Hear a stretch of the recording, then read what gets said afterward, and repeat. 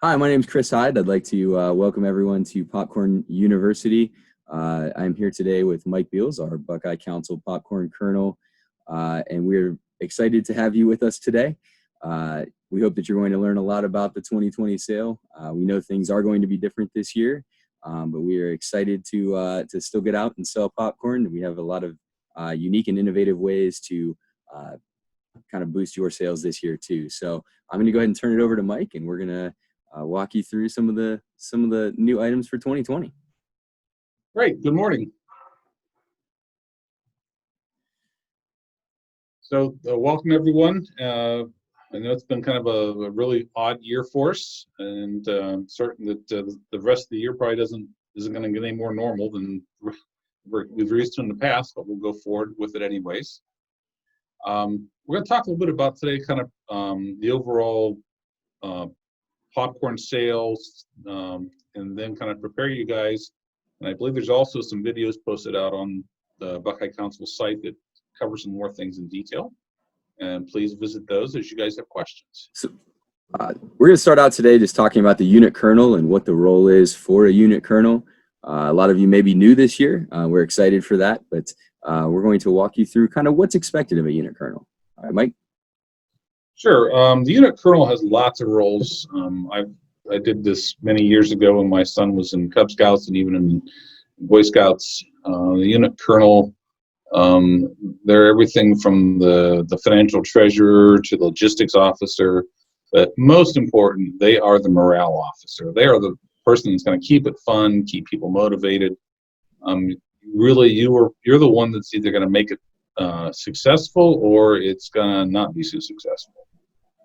Along with that, you want to make sure you know all the ins and the outs of the sale. Know the product, know the prizes, know what your assistants are doing, so that when people have questions, they know who to go to, and you are the expert. So with that, the unit kernel's role is really to set a goal, work with your unit committee, and set a goal, and we're going to talk about that in a few minutes, how to do that. And then make a plan to achieve it. I mean, that's really the thing. If you don't plan, you're not going to achieve it. You'll miss your mark. Your job is to make sure you have a unit kickoff. You want to make it, again, you kind of set the stage. This is really like anything else pre-game you see in sports events, it's trying to make things fun, exciting, so that when the scouts walk out of there, they are excited about selling popcorn, and the parents are also excited. So do some things that are innovative, do some things that are really going to make it interesting. You can see here, you may have a pie in the face or a dunk tank bounty on yourself or your leader. Your role is also to organize the unit. Make sure that people are all contributing. This is a good chance for the parents that are on the sidelines to have a small role for a short period of time. They're not there to necessarily take over the popcorn sale, but give them specific tasks. And that way they all have a part of this. They have vested interest, not only in terms of their kids' success, but in the sales success in general.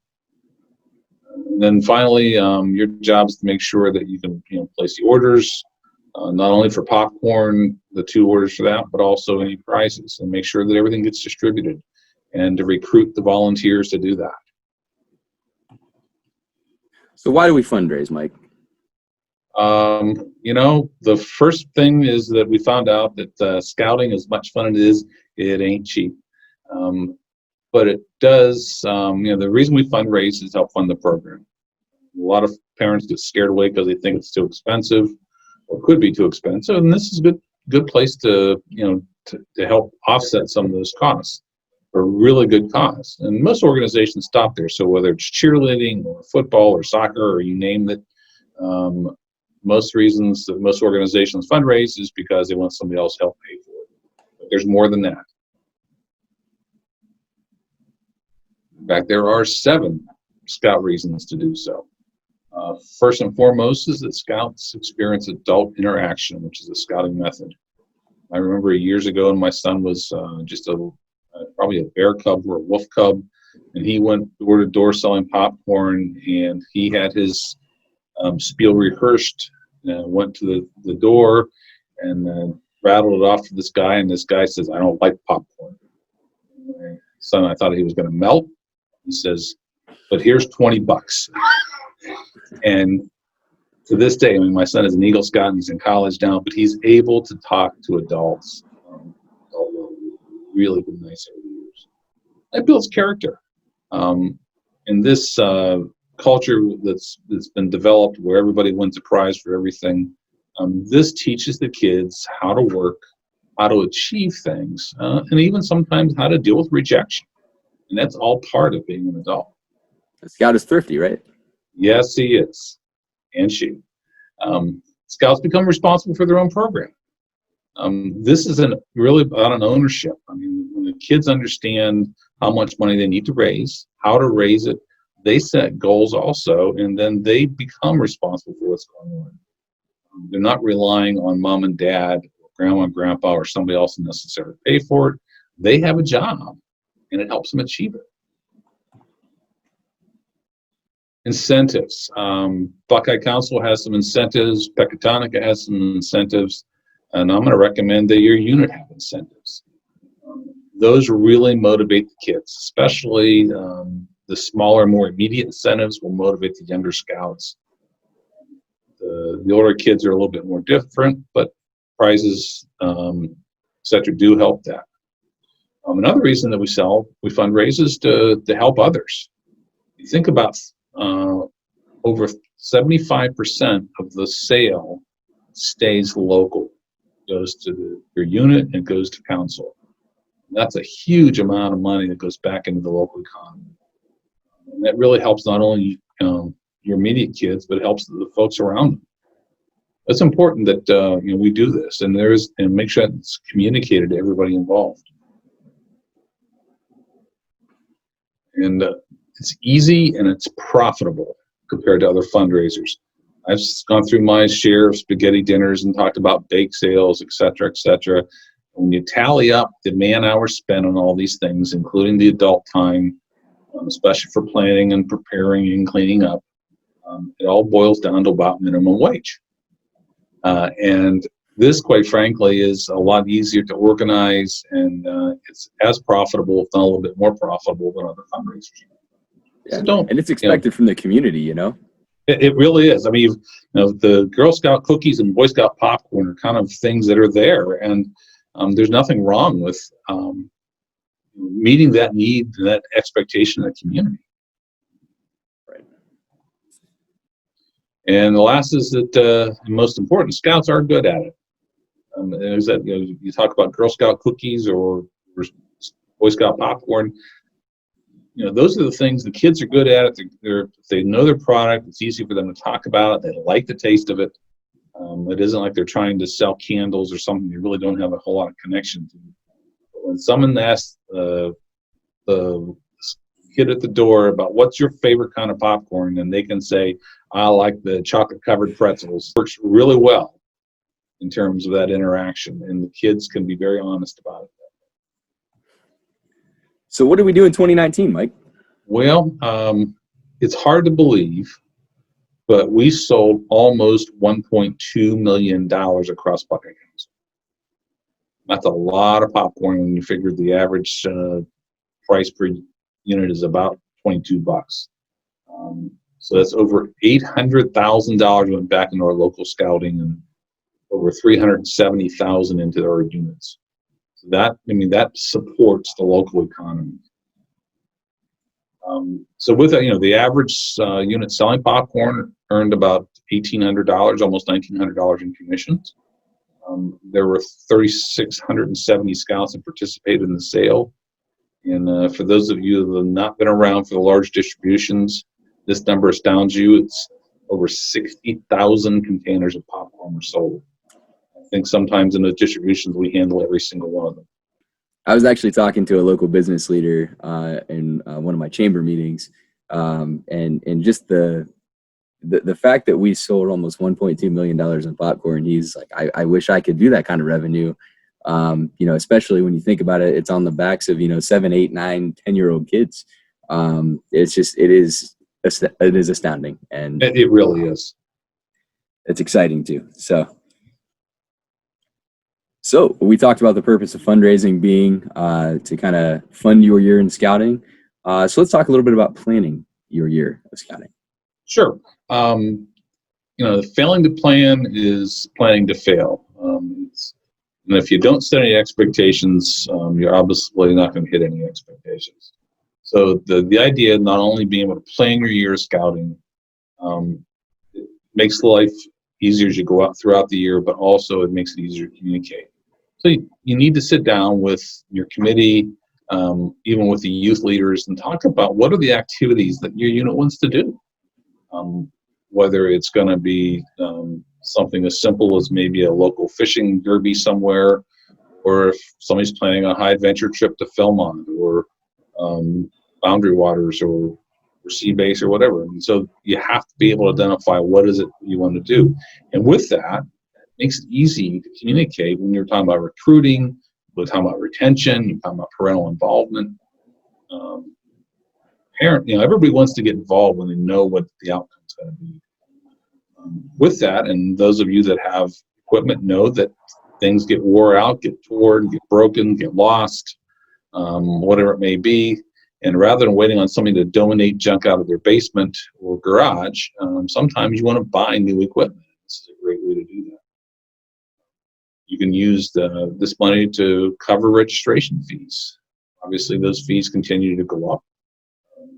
And not only do the registration fees go up, but the local cost is continuing. There is inflation, and it's going to continue. Think about a unit scholarship program.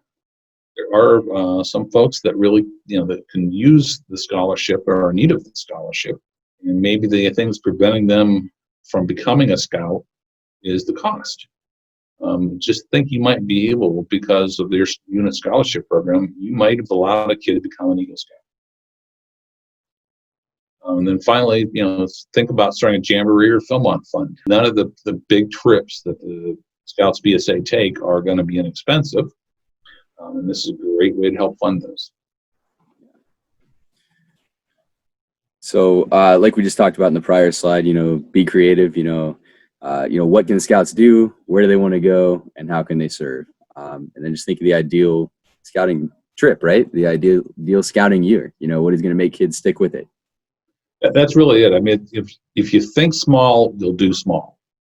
If you think big, you're going to be able to do big. And that's really what the key with it is you have to be able to do things. And this is really all about the kids. And that's really helps you do that. So as we talked about some ideas, don't be afraid to dream a little bit. If you come up short, you come up short. But if you don't take a swing at it, you never reach it. So whether it's, I remember back when my son was in Cubs, we had a very large Cub Scout pack. So when we did things, it was no small matter. And we had 80 plus kids at times. And so when you start trying to plan things, it takes some cash to be able to do that. And this is a great way of doing it. And when you got funded up front, it's a lot easier. And these are some ideas to think about for whether it's Scouts BSA or for Cubs. But the last point is really an important one, is to ask your Scouts what they want to do. Yep, absolutely. There's, I look back to my scouting journey, and a lot of the things on this list, we got to do as a scout, and that's because my the troop I came from, did a lot of fundraising, and fundraising is a big part of what we do. So nothing is out of bounds, nothing is impossible. The popcorn sales we talked about remains one of the best ways to support scouting, and that's look over this list and feel free to add to it if there's things that you think are missing. Then I'd encourage everyone on this watching this right now to just really do some digging and think about what you would like to do. Exactly. I mean, an idea with that I ran across with my own son is that we help pay for his Eagle Scout Court of Honor through his popcorn sale. And that's, those, depending on what you want to do with it. I mean, even cake and cookies and punch are going to cost some money, and it's a great way to help pay for it. Absolutely. But as we talk about, it's important to have the input from the Scouts, from the unit committee, the Scouts BSA through merit badge through Eagle Scout preparation. They all have to be able to learn how to plan and develop budgets, and this is a great way to do that. Allow those older kids to be involved in really the details and the budgeting. And if you're with a Cub Pack, then obviously you want parents to help with that. So once you've decided on your budget and what you want to do, now you got to figure out how you're going to pay for it. Fundraisers are always important. I always like the concept of the bank of parental units. Mom and dad always seem to have an open wallet, or at least ask to have one, where you can do things on the cheap.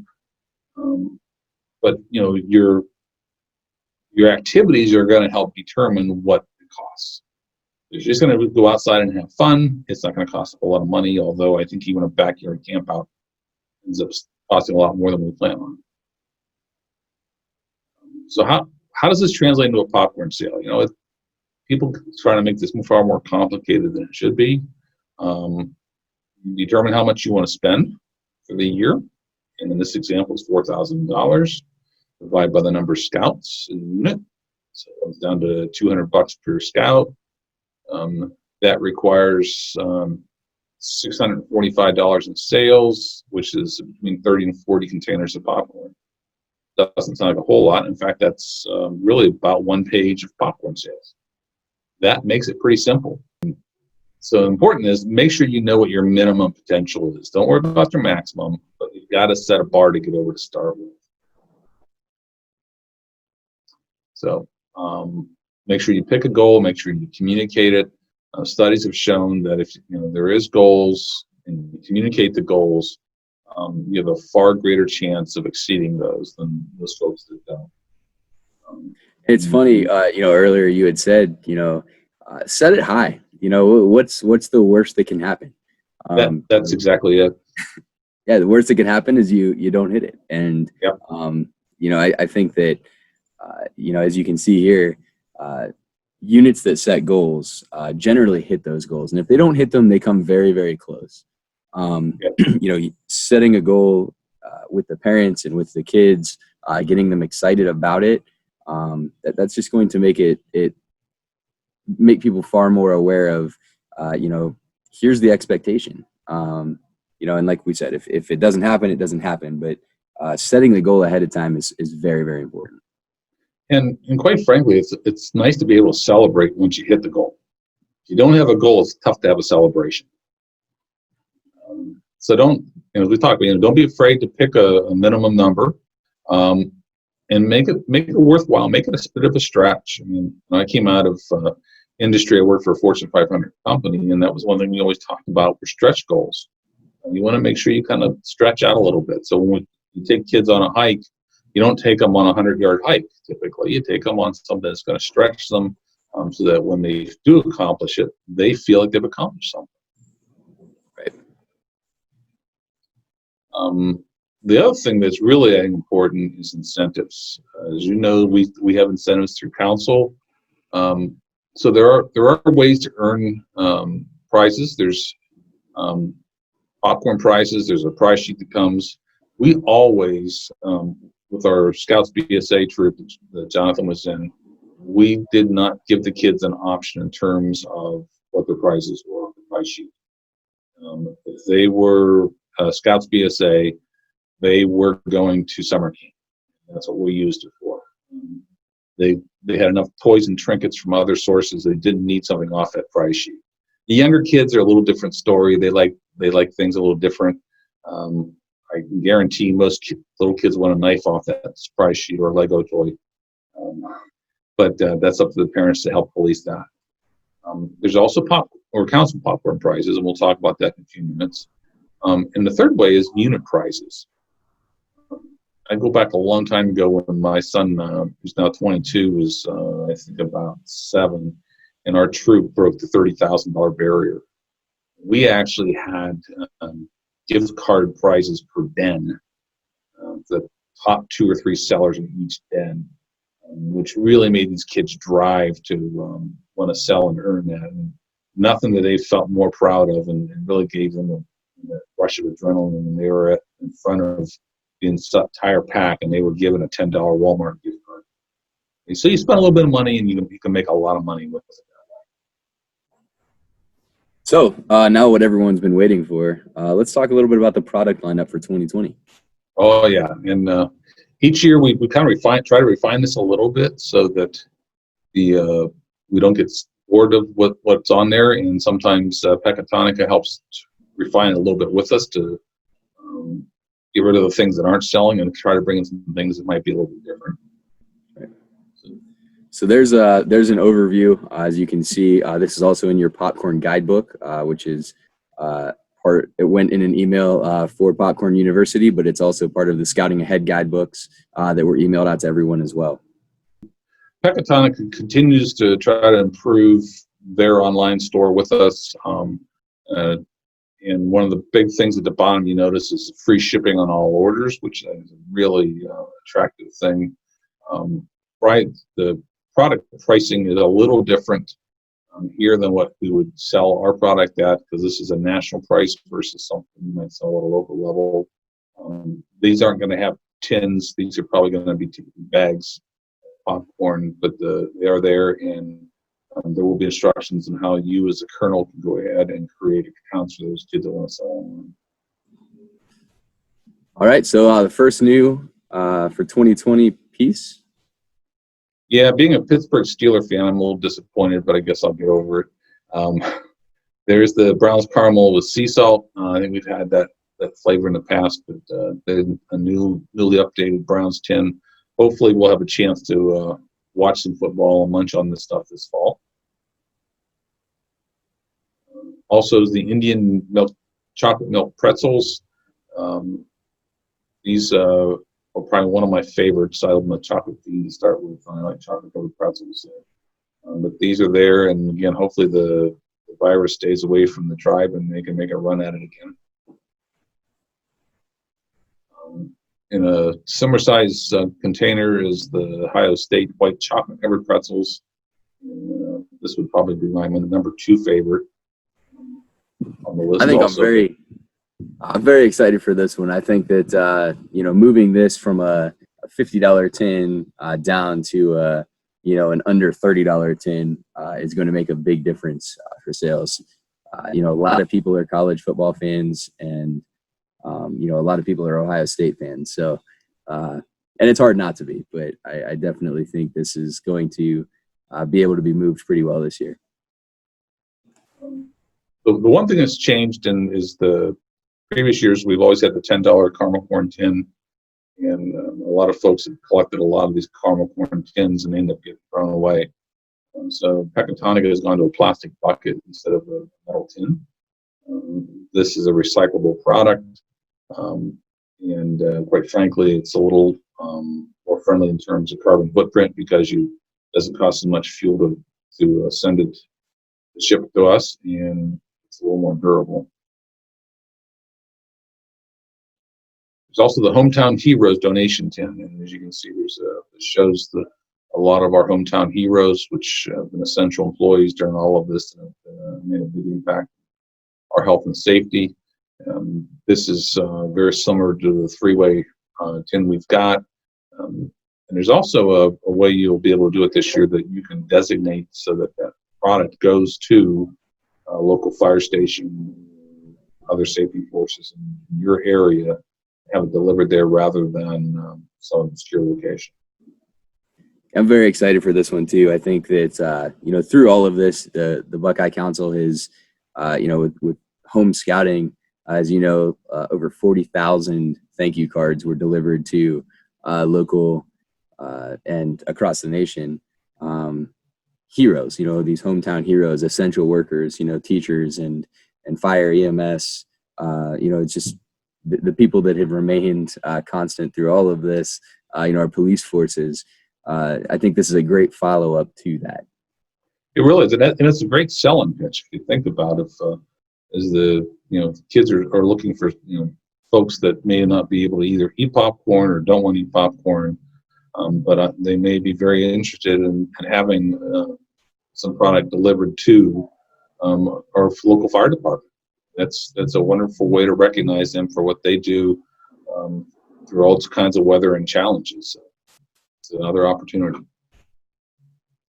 So we talked a little bit about prizes earlier. Here is the prize sheet. And I believe there's only one prize sheet across both Cubs and Scouts and Beat Scouts BSA. So, and again, we really encourage kids in general to focus on things that are important to them. For Scouts BSA, I can't stress enough the importance of trying to really think about summer camp. This year was a little inconsequential, but next year I'm certain that everybody's going to be ready to get back out in the woods and really enjoy it. Right. So the All Out Blitz, that is another good opportunity to recognize Scouts for selling.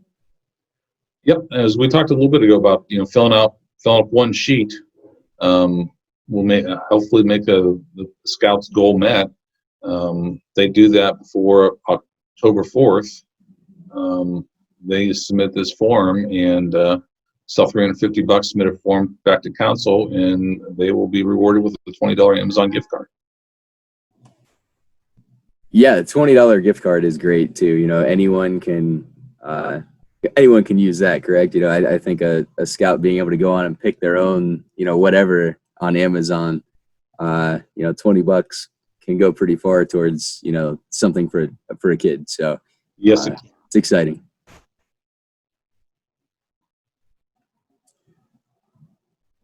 And then the Hit the Trail contest. This is another great opportunity for Scouts, right? It really is. We just started this last year, and we've talked a lot about trail mix over the years, and this is really a great product, I think, to start with. And obviously, the incentive to get a free week of camp is going to be a phenomenal opportunity. So the Cub Scout and the Scouts BSA youth that sells the most tins will receive a voucher for free registration to a summer camp program. So that's kind of a neat thing. It's great, and it's could be a big cost saver on top of what they're already going to get in commission. Yes. How cool would that be to not only hit your sales goal, but to get that free week of camp too. So back to the parents too. That's another great selling point to parents for colonels and unit leaders. Make sure you stress this to parents. Get little Johnny or Susie Cub Scout out there selling. And really have them promote this. My goal is to sell this much in this because I want to sell the most in the council and get my week of camp for free. You'll definitely buy. Definitely. So unit incentives, we talked about this a little bit earlier too. Here's some great ideas for that. Yeah, it's some things that we never really think about because when you go to have your unit kickoff, it's a lot of units kind of pass off the forms and they may have a little tasting situation and say, okay, go sell. As you know, we get started, nobody's really excited about it, or there may be a few. But if you make it really an event, have some door prizes and make them, you're not looking necessarily at the kickoff to give away big door prizes. It's cheap, dumb things that somebody's going to walk away with. Those that have done trade shows know that you walk away with pens and all kind of odd things. This is a great chance to do the same thing. Maybe you want to order some face masks that have your unit on it, or have a shark on it or something. You want to make this part of your door prices for $1.50 or $2 or whatever it is per kid. They get a face mask.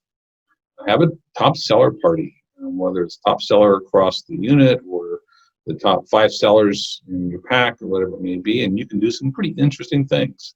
Game drive pizza, Sundays, bowling. You can do some things that are going to really incent the kids to do things as well as the parents. Don't be afraid to do things like gift cards. So we use gift cards all the time with our pack at the time, and it worked really well. Fishing poles. Kids love to fish. The older ones, camping gear, obviously, or even gift certificates to the scout show. Those Cubs going to grow out and grow their uniform before it happens, and even the Scouts BSA do that. It's a good way to do it. Offer an incentive for the Scouts who hit the unit's goal. If you're asking the kids to sell $400 worth of popcorn, maybe you're going to tell them, for every kid that does it, they're going to get a $5 gift card or a $10 gift card. Don't be afraid to spend that money to incent them, because what will happen is they'll blow through that and sell even more. Weekly prizes, and it does require you to make sure the kids are reporting and bringing their sheets in to let everybody know how they're doing, and it keeps the momentum of the whole thing going as well, so that the kids are excited about what's going on and there's some competition with it. And of course, there's the ever popular pie in the face. And I know there's been some offers over the years by various folks, and don't be afraid that do the same thing. And if you think you're going to be allergic to whipped cream, find some other way. But the key with it is it gets you down with the same level as the kids, and the kids are really fun. And kids love watching that.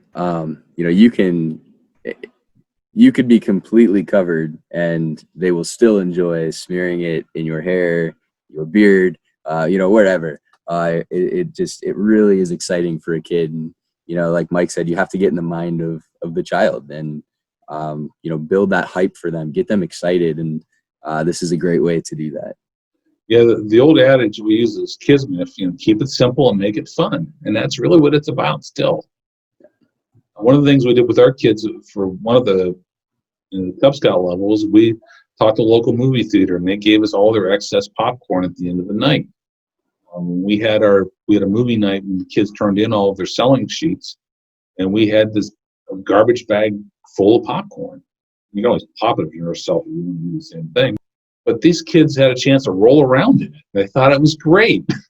I mean, it's stupid, but it's what they enjoy. Yeah, I mean, kids love it. And then, of course, parents too. You also have to motivate them, right? Yeah, and obviously, if the parents don't want, aren't committed to the sale, it's not going to be very successful. So you got to appeal to the wallet for them. I mean, they understand a lot of the principles and the ideals of what we're doing for this, but this still comes down to what's it going to cost. So what they're going to pay for their dues, it's going to pay for a trips or event. I mean, you can convince them. Scouts are going to learn to earn their own way. They're going to have a decent program. I would suspect that most Scout units that don't have a good year are limited because of what they think is a funding problem. And it really isn't about a funding problem. It's really more about how to plan for it. Right. And then, as you can see here, some things to say to parents, sell popcorn, keep your checkbook closed, Scouts are in their own way. Like Mike said, there's all kinds of things, it's very easy to sell a parent too. And the number one way to do that, like Mike said, just appeal to the wallet. I have two kids and it is quite expensive. So, trying to fund all of their activities and, so definitely, appeal to that wallet. So another way is prizes for the parents. Right. And you think, well, why would you want to do that? Well, quite frankly, they're as instrumental in the sale as the kids are. They're the ones that are driving. They're the ones that are organizing. They're the ones that make committing the time for it, whatever it may be. So don't be afraid to have prizes for the parents. Whether you talk to some local businesses and see if they want to donate something. Especially maybe it's a local garage. Say, hey, I'll give you a $10 off gift card for an oil change. Or somebody says, hey, bring them in and I'll give them a half price on a haircut. I mean, some things like that'll help. Or if you have some unit parents that are willing to make some donations, it works great as well. Charter organizations, if there's something they might be willing to do, have a drawing, set it up so that they earn when the Scout earns. So that this all is important in terms of trying to get the parents committed to the sale as much as the kids. Right. And the one thing that I would encourage everyone to look at is in your popcorn guide, you can see that some ways that selling can be tied to advancement. It's something we've never really focused on before.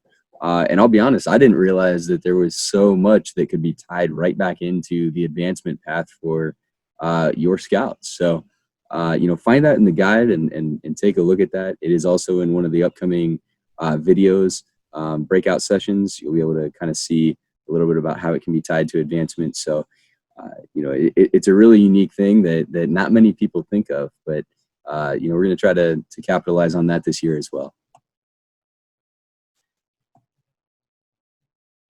So there are several ways to sell popcorn. The first part of the sale is the take order sale, and that typically generates the most sales. That's when the scout takes their order form, wearing the uniform, communicate some deadlines to everybody, and say, let me know what you want.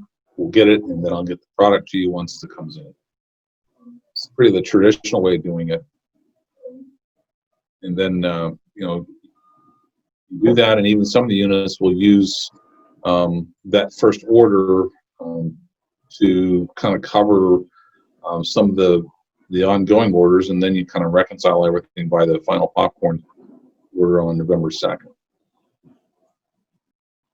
Some ideas that we've talked about in the past were, a BLITZ day where you turn your unit loose in one neighborhood and then they scour the whole place. There's a show and deliver, and my son did that for many years. We load up a wagon and take stuff door to door. And quite frankly, that impulse helps a lot.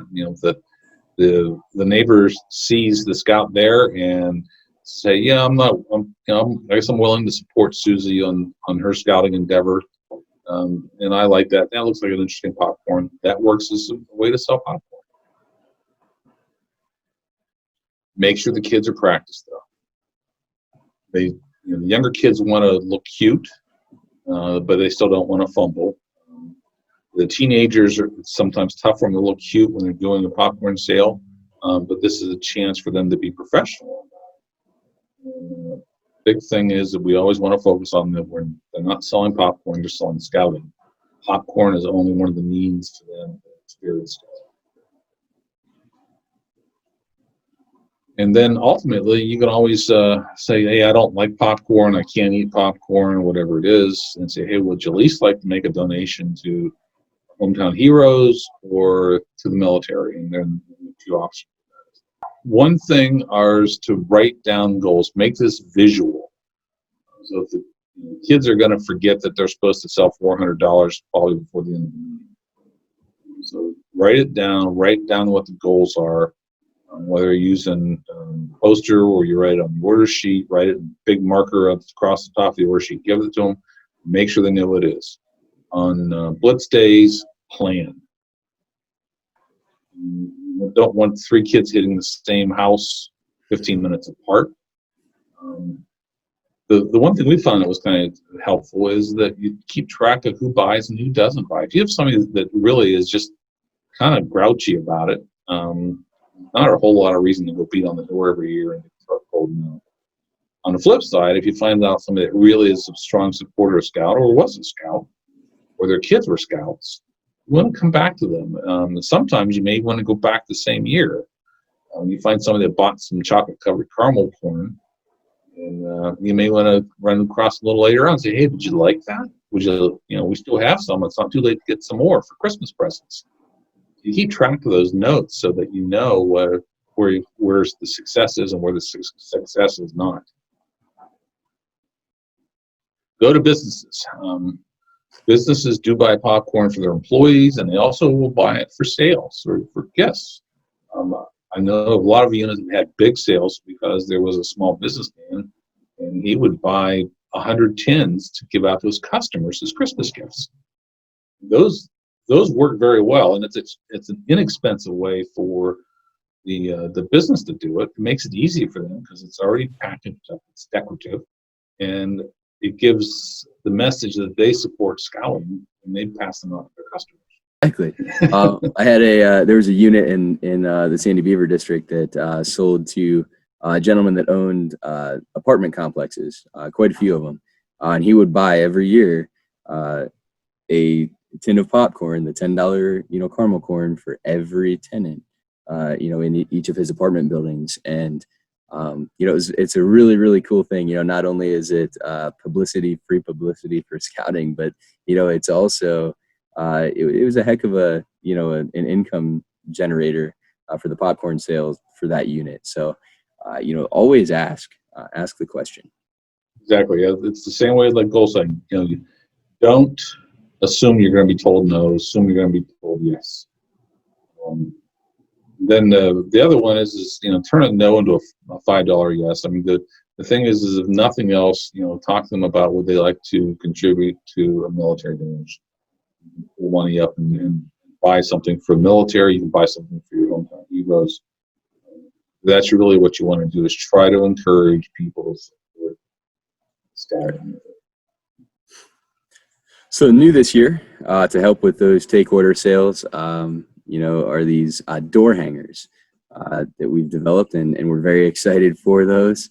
What we're going to do now is we're going to go ahead and play a video so you can kind of see how they are utilized. So we will go ahead and play that right now.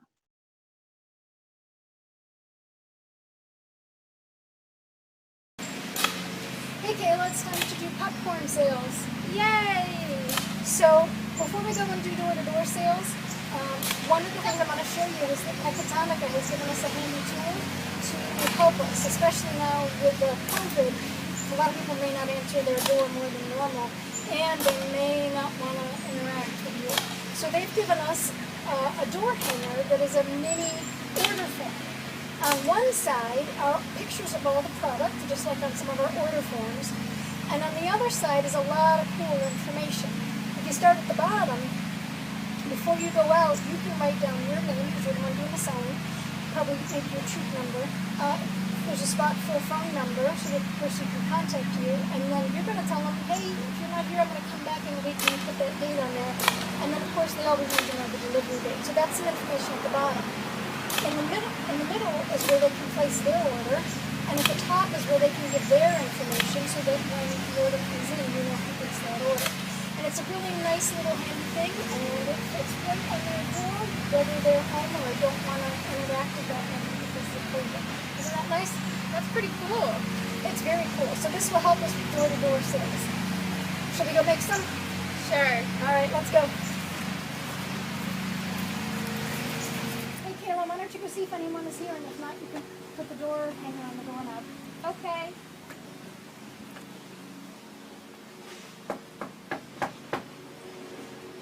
I don't think anyone's home. I don't believe it. Great. Let's go to the next house. Come on.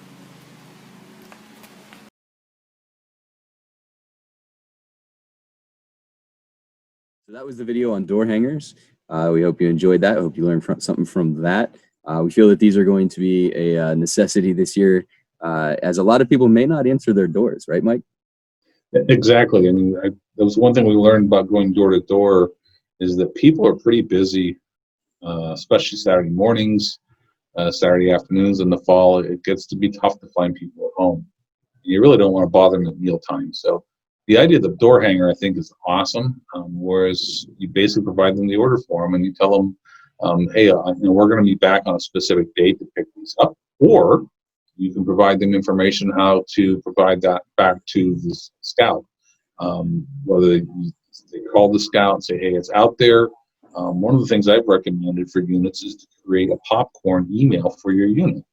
You may say, hey, all you need to do is email back to popcorn at pack1111 and send us a picture of your order form or whatever, and that way they place an order and you can get it to them. Or they can obviously go on to the Pecatonica site if they have an online ordering there as well. It's the same pricing using the door hanger as it is their order form, unless they're going through the Pecatonica site. Show and sell. This year we're going to limit it to 80% of last year's total sale. We don't want to be in a position where somebody's going to be overly aggressive and find out that they ordered 50% more than they can physically sell, and we've got to deal with how to get it back out and around again. So we do encourage you to use some limits, but don't be afraid to, if you have a plan, to utilize that for your plan. Make sure you understand what our return policy is, case quantities only. And we need that order in by September 6th. So with show and sell, it's important to prepare like all the rest of this. So you need to secure sites. This is going to be interesting this year because of social distancing requirements, store hours, and a lot of the policies that are out there. But it also may be an opportunity. I was over at the BMV this past weekend to get license plates for the vehicle, and there was a line outside the door waiting to go inside. I'm thinking, you know, if we had a place by there that kids could sell popcorn, people would be buying popcorn while they're waiting to go in. So there is always opportunities to do things like that, but the big thing is the high traffic areas. Make sure you've got kids signed up, and you want to make sure you have enough for each den or patrol so that the kids all have an opportunity to utilize this way of selling.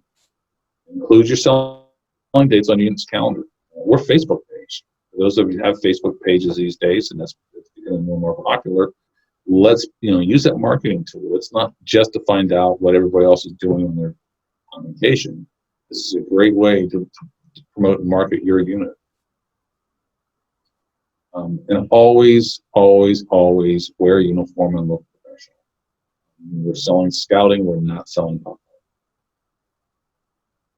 So on show and sell days, 2 to 4 scouts per shift. Don't load it up any more than that, because you end up having a bunch of kids not paying attention to what they're doing. So that would have been me.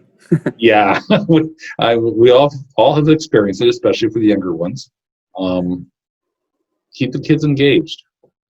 They should not be sitting behind a table. They should be out interacting with the adults in a very polite and professional manner. If they're able to do it close to a door, they may be with the ones that are opening and closing doors. Make sure they wear their masks. Make sure they wear gloves if needed. Follow all the safety procedures we have. But it's a chance, for these kids wearing a uniform that promotes scouting. They should know what they're raising money for. They are not selling popcorn to raise money. They're selling popcorn to go camping, to climb the derby, to be able to afford to go someplace and help clean up a park. Those are the things that they're doing this for. Make sure you have banners and signs that are visible. They explain very succinctly who you are and what you're doing. Don't make the letters too small, and don't make too many letters, because people won't read them. Which we actually this year, we have popcorn yard signs, as well as popcorn vinyl banners that you guys are going to receive at your material pickup. So those will just make it that much easier to sell popcorn this year. Great. So make sure the kids are practiced. That way they can rattle it off. They should practice probably in advance so they know what they want to say. We ask you not to break open them microwave boxes. So why not? If I can sell them for $1, I'll sell lots of them. Well, first of all, they're not labeled for individual resale, and there are requirements to do that. And quite frankly, you have to sell all the items in there, and you're not going to make as much money by selling 16 or 18, whatever's in the box, instead of selling one full box. I don't know about you folks, but if I have the option between spending $1 and $10, I'm only going to spend $1. So this is about trying to encourage people to help support the program. Card readers. There is this has been bannered about quite a few years. People always kind of choke on the 2% fee. Quite frankly, 2% is not a lot of money. You've got to treat it kind of like you do with other incentives.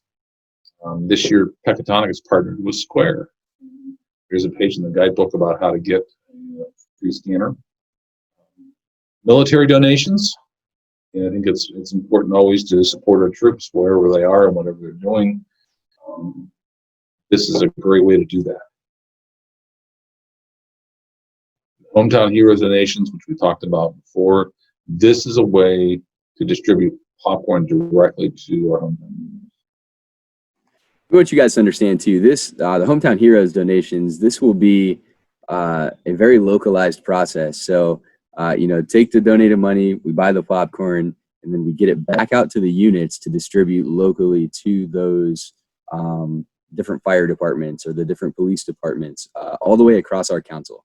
So understand that this is going to do much more for our program and for our community than just benefiting it financially. This is going to, really make an impact in our community. So once again, I'm very excited to see the impact made by the Hometown Heroes donations and the tins and the units, getting them back out. I cannot wait to see some of those pictures. Then always select locations that are friendly to a Scout fundraiser. You want to make sure whoever's going to be there, that they may have a connection to Scouts.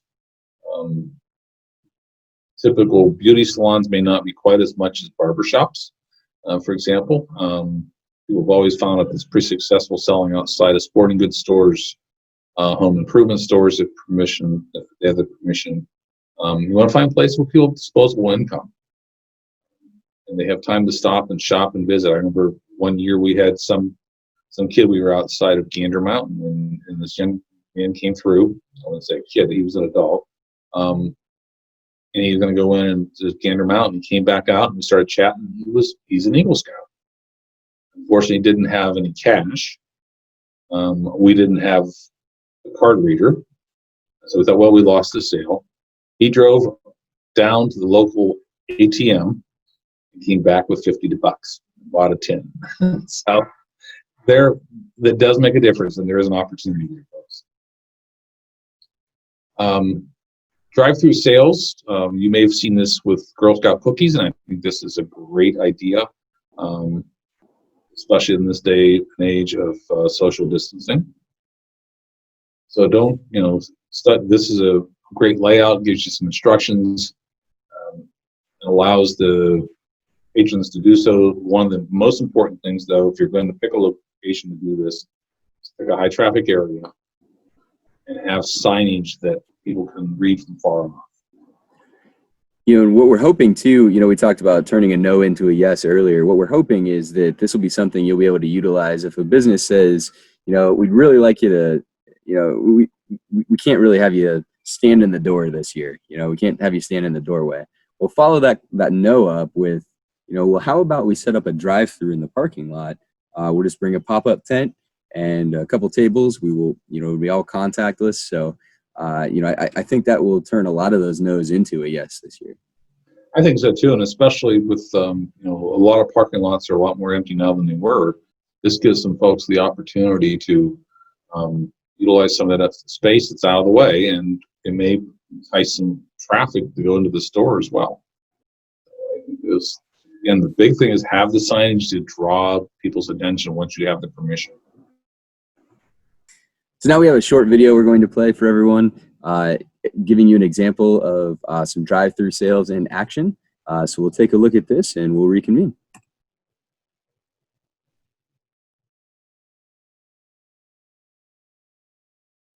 Hello everyone, I'm Brittany with 2052 out of Alliance. We are doing a video of a drive-by popcorn stand today, a little demonstration for you guys to kind of get an idea of how you would want to do it. We set up a little booth just right in front of our house, so I will show that to you guys right now. We made a sign. Unfortunately, that's the biggest poster board I had to kind of do a little sign of, but we did what it was, the things that we're selling and the prices on it, so that people can see it from their cars, but also so that the scouts or adults can reference it pretty quickly and see the prices so that we can get on board with that. We have our display set up here, how our little booth looks. There are my scouts, Liam and Matthew. They are Weeblos this year, so they're super excited. They've been doing popcorn for several years now, so they'll be awesome at this. I'm just gonna show you around the back of how we have it set up here. So obviously they have their masks. We have some hand sanitizer, we have some gloves, and we have money envelopes and pens. I unfortunately didn't have any extra order forms, but when we do our sales, we have an order form for each group of scouts. So if they're doing a 2-hour block, it'd be the 2 scouts that are there, and whatever popcorn they sold, that money would all go in one envelope, and then they would turn that into me at the end. So we can keep track of what they sold and how much money they each get into their accounts or whatever. We also have a little just a little plastic container. I like to call these toy containers because that's how I organize my kids' toy boxes. For any like cash sales that we would have, and so we don't have to have direct contact with people or be touching people. So we can put things in the plastic bin and they can take the plastic bin, and then we can have a couple of those around with spray and cleaner. We also, we have extra gloves so that you can just use the gloves one time and throw it away. Right. And now I do believe that our car is going to be coming here in just a moment. Oh. Yeah. We have our varieties of popcorn here. If you can see them, you might need to pull up a little more to read that better. Are there any that you are interested in, or do you have a favorite popcorn that you would like? That kettle corn is really good. The kettle corn? I'll take a kettle corn and a classic caramel. A kettle corn and a classic caramel. Okay. Can you guys put that in the bin for me? Leave them. Just caramel. Kettle corn. Kettle corn. Hey.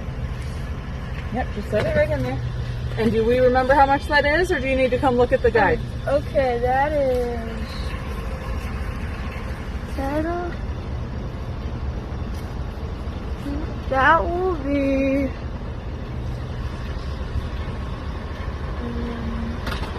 $10. $30, please. Okay, so you guys go ahead and have a seat. And that's how good. That's All right, this is going to be $30. It's $20 for the kettle corn and $10 for the caramel corn. You can do cash or checks or electronic payments of your choice.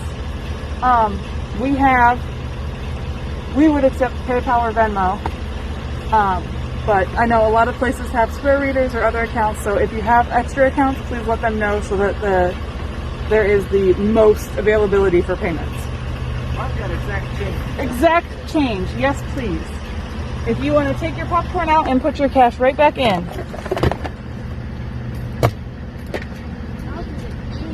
Thank you so much. Thank you. Thanks, guys. What do we say? Thank you. All right. Me, please. You can each have one club. I do the money. Hey! How do you stop? I think that's good.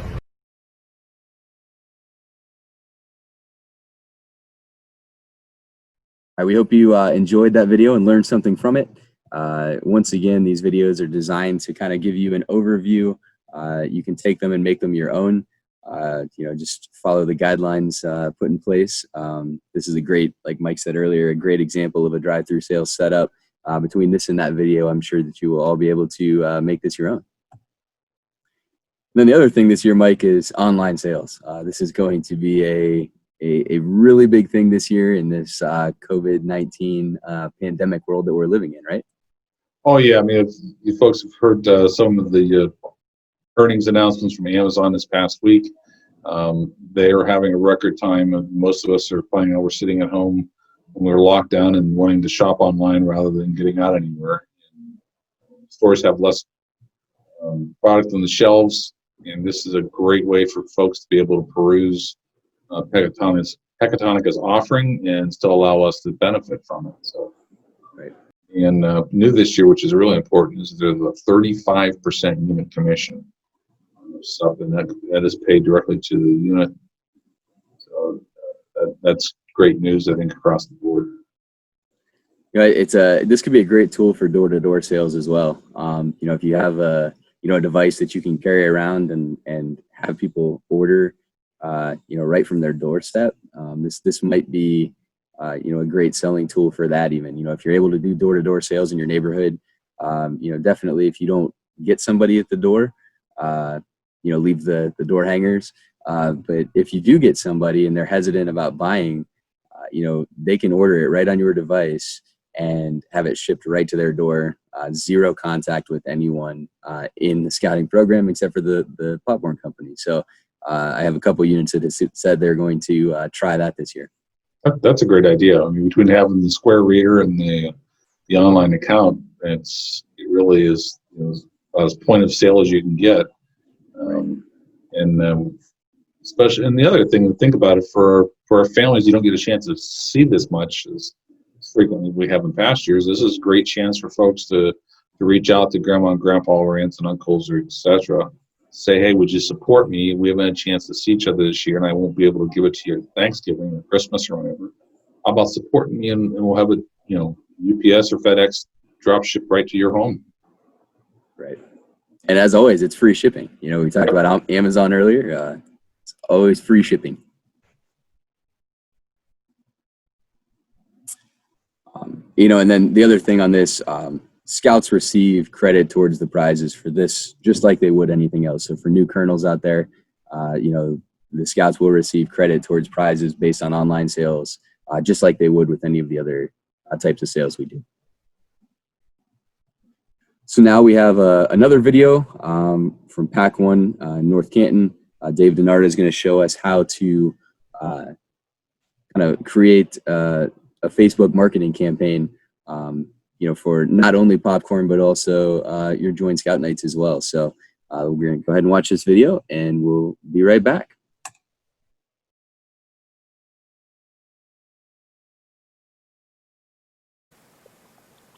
Hello everyone, this is Dave from Cub Scout Pack 1 in North Canton. Going to give you a brief rundown here on how to set up a Facebook advertisement you can use for scout recruiting, popcorn sales, or anything like that. Simply, you're just going to click on Facebook, load up Facebook to your personal account, and on the left hand side you'll see this option here on the new Facebook that says see more, and then down a little bit you'll see an ad manager button here. You'll want to click on ad manager.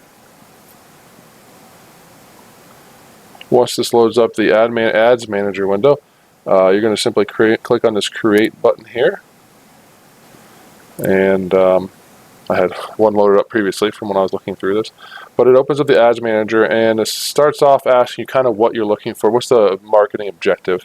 For me, let's say we'll run through, we'll make a marketing one for like scout recruitment. So what we want is we want parents to message us. We want the messages so we can reach out to them, talk to them, and get them into the Cub Scout pack. So here we're just going to click on messages. Now there's a lot of options that will pop up in here, and a lot of them I'll just scroll through. They're not really relevant. If you want to read, you can click on or hover over the little I button for more information here. But after you click on messages, it kind of opens up the next few options here. The first one you want to look at is your campaign budget. You want to set a budget, obviously. So let's just say we're really cheap. We want to do $5 a day. You can do $5, $10, whatever you want. And then that's about all you can change in this window here. So we'll go ahead and click continue. There'll be more on the budgeting later, and I'll explain it. But you can put any value you want in there. 5, let's say 10. We'll do $10 a day. And then at this next window here, again, we want messages to Messenger. So people message the Facebook page or the Facebook group for our Cub Scout pack. And on the right here, it shows you your estimated daily results. As of right now, without any specifics, if this ad runs, it's going to potentially reach 220 million people, pretty much the U.S. population here, that it's on Facebook. So we're going to tweak that, though. We don't need somebody in Utah messaging us about joining Cub Scout pack in North Canton, Ohio. So what you want to look for here, the first one, obviously the location. So for the location, if you type in North Canton or your city, Canton, and then select North Canton, Ohio, then you already see it's already dropped. So you're looking at 500 to 1.5 thousand people per day, with the expected conversation rate of about a little less than 10. Some more demographics here. So age doesn't really matter, gender doesn't really matter. Detailing targets. So if you click on browse here, and then demographics, and then parents, all parents, and then here we can actually focus in on parents of early school age, so 6 to 8, and parents of preteens at 9 to 12. That's your, that one, your Cub Scout range, right? Your 6 to 12 range. Obviously, if you're doing a Scouts troop, then you'll want to change that range a little bit there. Not too much else you want to tweak, but you'll see over here on the right your daily results at, I think I put in $10 a day is going to reach 335 to 968 people. Should result in less than 10 conversations per day, and that's okay. You can leave on automatic placements. Like I said, a lot of stuff you don't really need to worry about. Now, down here under optimization and spending controls, you want to set a start and end date, or maybe you just want it to run continuously. So it'll just run continuously every day until you stop it, which you could forget and rack up a pretty big bill there. But if you want it to run for a week, let's say we're going to run for 7 days from July 19th through July 25th. So that would cost about $70 to advertise. Could result in, I guess, if we got less than 10, it'd be less than 70 conversations. I think that's probably a little high, but could pop in that range. And then after you do that, you're going to hit continue. Now this is where you actually start to make the advertisement itself. There's a couple different options. At the top here, make sure your Cub Scout Pack page is up here, or people are just going to see a random advertisement from you, yourself. Which, not that it doesn't look unprofessional, it's kind of weird just to see, hey, Dave's promoting Cub Scout. Message me. No, you want it to message the Cub Scout Pack or Scout Troop, whatever you have posting this on. Your format here, you have single image or video, carousel. You could do a nice carousel. Those are kind of neat. I'm sure you guys have seen. Here's the mobile feed on the right where people can scroll through the pictures. But if you like select a few pictures, and I've previously uploaded a few on here of some of the stuff we've done. So let's do couple images of my kids here doing scouts.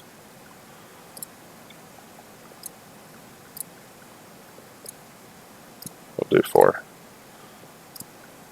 So we got a picture of fishing derby, the North Canton Garden Club, our rocket launch, and a rain gutter regatta. So when this is going through people's Facebook ads, they can scroll through here for the different pictures.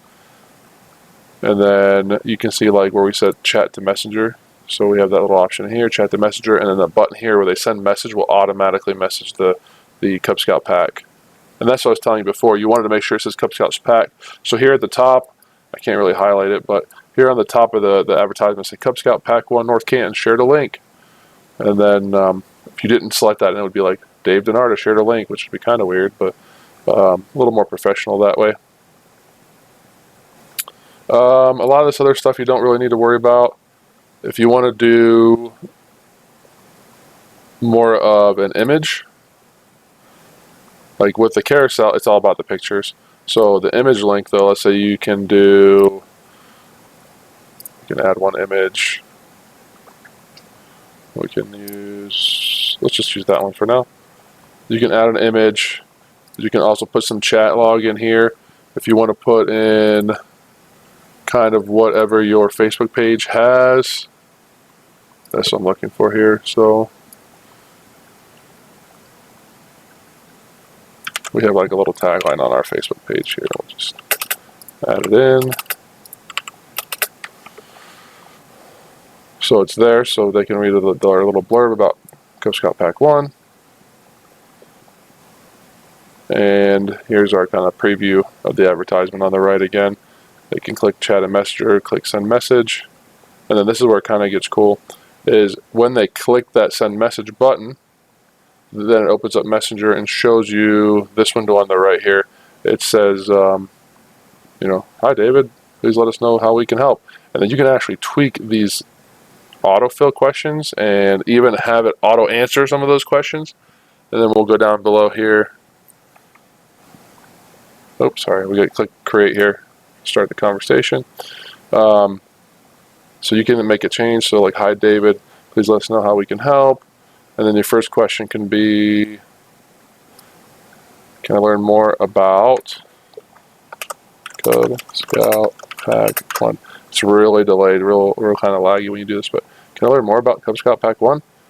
And then you can actually put an automated response like, absolutely.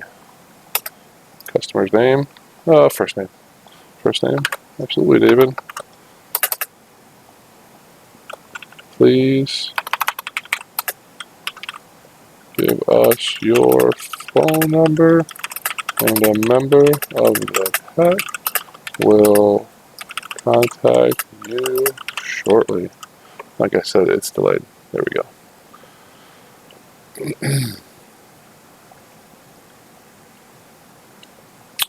And then you can get creative here. So, and you'll see the preview on the right has changed. So question number 2, can you tell me more about, and I use the picture of my daughter at the fishing derby. So let's just make the next question.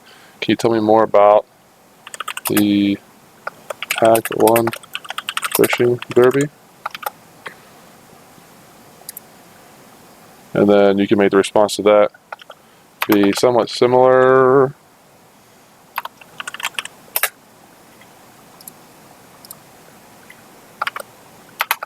Can't do an exclamation point. Absolutely.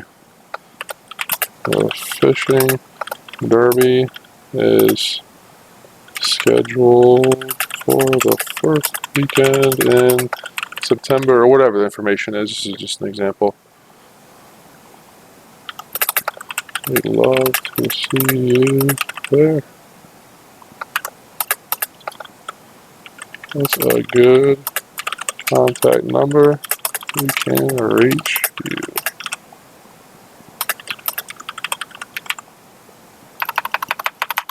To register. There you go. We'd love to see you there. What's a good contact number to reach you to register? Reach you on to register you for the event. Whatever, you can make up whatever questions and answers you want to put in there. And then after you do all that, you'll hit save and finish. So it has my welcome messages that we made today on 7/9/19. And then pretty much you hit confirm. Once you hit confirm, it charges. And I just accidentally charged myself when I was doing a dummy run through of this. So don't click confirm unless you're certain you want to place the ad. But that's it. It's short and sweet, and you can really do as much with this as you want. I've seen these advertisements here, probably a dozen times a day when scrolling through Facebook. They do catch my eye when I do it, so we think it'd be pretty proactive. We were looking at putting one of these in here in the fall when we actually get some events scheduled, so we can kind of almost advertise recruitment and promote an event to hook people in. But you can also do this for popcorn sales. We can change the image, edit the image, change the image. You can make it like a popcorn product list, and they can send a message to order popcorn. Or if you want to, you could change it where it says send message. You can change that if you want to go back here to the objective. Change it to traffic. You can get them to your site. If you want to change it to engagement, you can do that. If you want to make an advertisement just to kind of make everyone aware of Cub Scout Pack or Scout Troop, you can do that. But that's it. It's pretty short and sweet. There's more fluff in here than you really need to worry about. I mean, if you get really big into it, you can learn what all this other stuff does. App events, offline events, all that stuff. But just for the sake of throwing up quick advertisements for your recruitment or popcorn sales, that should be everything you need to know. Any questions, feel free to shoot me an email. It's daviddinarda@gmail.com, daviddinarda@gmail.com, or reach out to the council. Thanks.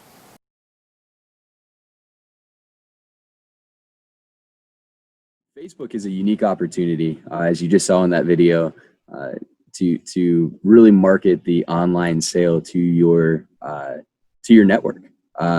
So we hope that you'll take that and use that. If you have any questions, we can definitely work to get those answered for you. You can find some more details in your guidebook on that as well. So how do they get their supplies, Mike? Well, this is totally different than we've done in other years. There's an email from the district executives instructing where and when to pick up your materials. And there's various locations. And if you look at the dates range from August 6th to the 15th, and there are times. And Chris, do you need to make an appointment to come pick stuff up? District. They do not need to make an appointment. And actually, there's something to be said on that as well. You really don't even have to pick up in your district. So, for example, Minerva, if you live in, one of the surrounding communities, say Malvern or Carrollton, and Minerva is closer to you than driving to, New Philadelphia in your district, that's okay. Come to Minerva and pick up your materials. And it's like that across the council. If a date doesn't work for you, come to one of the other ones. We just want to make sure we get the materials in your hands so you can start selling as soon as possible. Something else this year we're going to do, Mike, is these popcorn snack sessions. So basically what these will be is a continuing education series that we're developing right now. You'll see these drop throughout August and September. They're basically just videos created for you, the kernels, by the experts, who we deem experts, to make you a better seller. And there's going to be all kinds of different topics. You can see the 6 that we're offering there. The first one's holding a unit kickoff. So we have a lot of units that do a really good job with that. Using the new Popcorn Facebook group, which we're going to talk to you about here in a few minutes. The all-out blitz, we're going to do one on the all-out blitz. Incentives within the unit. We talked earlier, dunk tanks and pie in the face, and maybe raffling off a bike, and there's all kinds of different things to do. And we're going to talk to you about that as well. Utilizing the path to advancement to sell popcorn. I touched on this a little bit earlier, but this is going to be another unique thing this year that may just take your sale over the top if you really promote it the right way. And then the last one is placing your order. So for any new kernels out there that have never done this before, fear not, we will walk you through how to do that for every aspect of the sale. So stay tuned for these. We're excited for them. It's a new thing, but the continuing education pieces, I think, are going to do a lot to really drive our sale this year. And then we just talked about the Buckeye Council Popcorn Group. This snapshot shows it as only having 7 members. That is not true. I believe we're up to the 70 range right now. So that means kernels from across the council are actively in the group. And the idea behind this is to kind of use it as a forum to promote good ideas, tell us what you're struggling with, but really to just communicate with other kernels across the council, network, and find the best way to sell popcorn in your unit. So we want this to be a forum. Please be engaged, be active. We want to make sure that everyone is having the best sale that they can. This is, like we said, going to be a very different year for scouting. So, we want to do our best to work together and share ideas and really coach each other on what's working out there and how are you selling popcorn, effectively. Anything else? I have a really dumb question on this. How do I join? How do you join? So you can search for Buckeye Council Popcorn, just up in your search bar. You can also send an email to your district executive. If you'd like to be invited, just give them your Facebook name, and we can you can see the little invite button there. So all the districts are a part of this page, so we can go ahead and just send you an invite. So it's a very simple thing. So you can either request an invite by searching for the group Buckeye Council Popcorn, or you can just go ahead and drop your district executive an email and ask them to invite you, and we'll make sure that happens. Awesome. And then, that is actually all that we had today. We are going to go ahead and move on into the 2 breakout sessions. So you'll be able to watch those and see, take a little bit deeper of a dive into what, some parts of the sale that we talked about earlier. So we want to thank you all for being with us today. We thank you for your participation in scouting, and we wish you good luck in this year's sale. Anything else, Mike? No, I think that's it. We do thank everyone for attending. And please don't hesitate to share this or replay it as you need to. And obviously, if you have questions, don't hesitate to reach out. There's lots of experience out there. A lot of us have made mistakes that you're afraid of. So we're gonna take those on, and also be very flexible. Times have changed for all of us. We're gonna make some mistakes, but it's not that bad of a thing. We're going to learn how to do this differently and do it better, and it's still all about the kids. Absolutely. Well, thank you all again for joining us, and we will see you down the trail. Thank you. Thanks.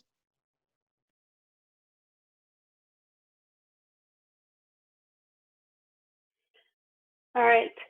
So what I'm going to talk about today, and I'm hoping you'll talk about with me is new strategies in selling for popcorn this year, given some of the safety concerns that we have and COVID and the restrictions that that puts on us. So my first slide is just some guidelines that we want to think about as we're going through whatever we're doing, whatever we're selling, however method that is. Health and safety is extremely, I was told both my scouts and my students, because I teach safety first. That's, you know, what we always do first with scouts. So it is the utmost importance, and we want to make certain that we're following the recommendations from the Ohio Department of Public Health. By the way, if I look to the side, that's because that's where my notes are. I'm not looking away. We always want to practice social distancing, maintaining 6 feet apart while selling popcorn in all situations, whether it's door to door or the sales. Some recommendations are to and mark out 6 feet so that people know what that is, right? When we go places nowadays, we see those stickers everywhere. So let's do that. Draw some flow with regular duct tape, or make some marks so that we know what 6 feet looks like. And that helps anyone who might be standing in a line to see where 6 feet are. As we saw in the video for the pop-up sales, having sanitizer in the form of wipes, in the form of a bottle of hand sanitizer, keep all of that nearby so with a customer, you can wipe down all the surfaces that were touched. And of course, we always want to make certain that we have we have masks. I have my Avengers mask. I actually have an astronomy one too, but make certain you have some. And I know there's some cool scout ones out there too. So, all right. So some of the things that might look a little differently, drive-through sales. And we saw a really cool video for that, but let me talk a little bit about it. Just like with any show and sell, you're going to identify doing this, you want a place where there's going to be a lot of traffic. So one of the places you might do is, okay, so normally you went to a grocery store and you did show and sells inside their store. Well, now see if they'll let you have a corner of their lot. Something with a lot of visibility. Some suggestions are grocery stores, movie theaters, shopping centers. Make certain, you know, like with any show and sell, you have the conversation, discuss with them the safety plan that you'll have in place so that they can feel comfortable about what. To help with marketing, you will get a 24 by 48 inch vinyl banner that you can hang on your drive-through sales center that we'll show in a little bit. And there's also yard signs that you can get that are popcorn specific that you can use for advertising. And both of those items, Claudia, just for everyone's benefit, are new this year. So they're a popcorn-specific yard sign with metal frame that you can stick out wherever you're doing either pop-up shops or drive-through sales. And then a much larger new that you can hang that replaces the old kind of white popcorn foam board signs that I think will be a lot more effective. You can put them on the front of the table. I think it looks like the picture that's on the screen right now. So just some ways to help promote this different avenue of sale to get people's attention. So I'm not going to read through all these tips and tricks, but I'll highlight a couple. You know, you should always have your scout in uniform. Think about social distancing, how be different depending on your location, but having customers remain in the vehicles if at all possible, minimizing contact, utilizing the door hangers or older or some of the popcorn order forms to pass back and forth. The less you pass back and forth, always the better, of course. One that I thought was really good is keeping the popcorn out of the, especially because usually we're inside a store for show and sells. This time we're going to be outside. You'll want to think about, especially the chocolate popcorn melting, right? They've gotten all the way to us without being melted. We want to make certain that they stay not melted. Encourage cashless transactions. I know that there was some chat in the discussion in the big session. We can talk about it a little bit today, but there's lots of different ways to exchange money without actually using cash. Another thing that I think is really important is keeping scouts and volunteers in a particular location. One person handles the money all the time, one person handles the popcorn, one person handles you'll ensure that that scout or that person is handling that in the same way and is always staying clean, which is a positive thing, as opposed to if they're switching and running all over, they're much more likely to contaminate something and not get it cleaned up. Before the sale and even during, make sure you use posters to advertise prices and the product that you have. Okay, this is a sketch of a sample drive-through. It looks a little bit different than the one in setup. You'll see them, you'll have to optimize your setup to match where you are and what's going on. But the one kind of a good suggestion is to have 3 stations. The first station is where the car will drive up, place their order, and initiate their payment. The second station is where they will get their popcorn, and then the third station is where they'll get their change or their card back if they paid electronically. In all cases, what you want to make certain that you're doing is sanitizing. So, for example, you'll see the bins to pass the money and the credit card back and forth, and you can use bins here too, even with the popcorn. If you have a bin big enough to do that popcorn. It's a good idea to ask the customer to open their vehicle. You put the popcorn in and then have the customer close the vehicle. That minimizes some contact again there as well. The most important thing when you're doing the setup is to make certain that you think about matching your environment to minimize that contact all through.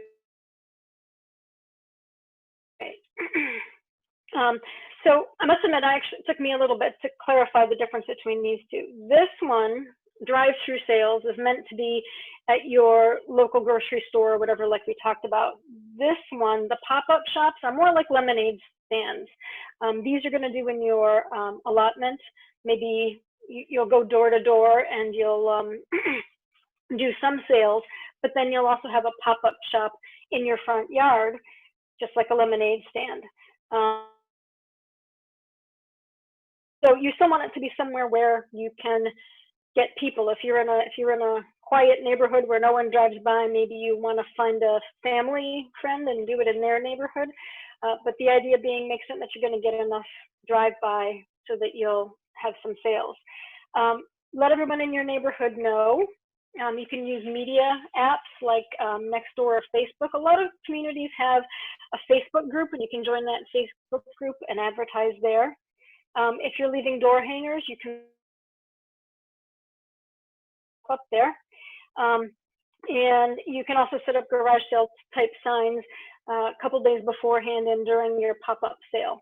And you can actually get yard signs from either your Popcorn Kernel or your Buckeye Council Service Shop. And Nathan, I don't know if you have anything more to add on those I haven't seen yet. No, it's a pretty basic yard sign, but it says, fly popcorn, support scouts, and then you have a lot of space to write on it. But I just want to reinforce what Claudia lemonade stand once upon a time, or our kids have done that, and they're largely unsuccessful, right? So promotion is important on that, and I think the door hanger is a key strategy here. My kids do all their selling door to door, have for the last few years, and that's what we're going to do. We're going to make sure that on the door hanger we promote when we're going to be sitting in the driveway as well, and so we'll leave that for folks and say, hey, we'll be back in a couple of days to collect the door hanger, or come visit us at our driveway on this date and time.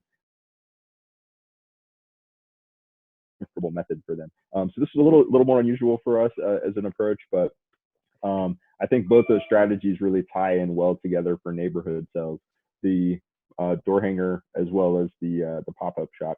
As you're planning your sale, the pop-up shop works better if those scouts have product, right? So doing that's kind of a show and deliver model where you've taken out product on consignment and you give that family X amount of popcorn for them to be able to immediately is an important part of that. Yes, because if you're selling lemonade without the lemonade, that's not good. So, okay. Online selling. Actually, some of the details of online selling will be covered in another session, but I did want to mention it because I think this year online sales will probably be higher. Unfortunately, Pecatonic has helped with a number of things that they're doing that should boost online sales. They have expanded options, free shipping. Incentive is the 35% commission for all online sales.